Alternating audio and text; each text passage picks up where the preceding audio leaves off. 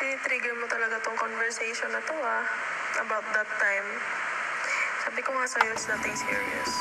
Hindi naman super personal yung galit ko sa'yo, but it's upon my mood na ayoko na munang kausapin ka. But okay lang, chill lang yun. I just, ewan, parang,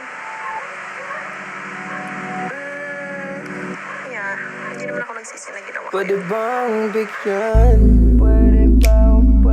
Ng pansin ang aking nararamdaman? Pwede bang bigyan mo naman ako ng chance? Na ako naman na dito madalas sa'yo. Tawagan mo lang ako. At hindi ko mapigilan ang aking damdamin.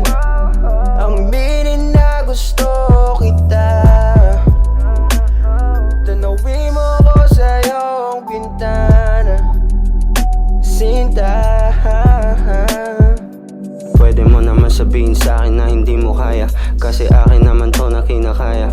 Kaysa magloko at maghanap at babalik pa. Wala mapaglarong mundo ko yan, sarili mo lang din diba? Di ko naramdaman yung pinapasan, kasi kita ko sa sarili ko na ikaw lang ang may karapatan. Masakit sa pakiramdam pero di na ako yung atat, kasi di ko dinamdam na pumili ka pero di pa rin sapat. Ayoko na din na mapanggap at sinasabi ko na nung nakaraan. Masaya na tayo ay magkalayo ng dalawa. Ilang puno ang pagitan, mga hangin na lang dun sa salita ang magpapang-abot sa namamagitan sa ating dalawa. Kung magkatagpo man tayo sa huli, alam naman natin na yun na din yung uli.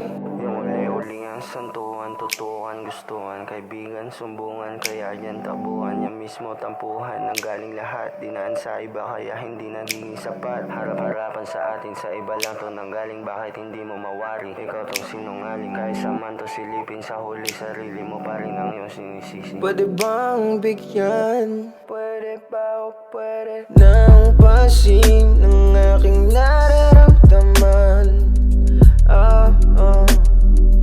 Na ako naman na dito madalas sa'yo. At hindi ko mapigilan ang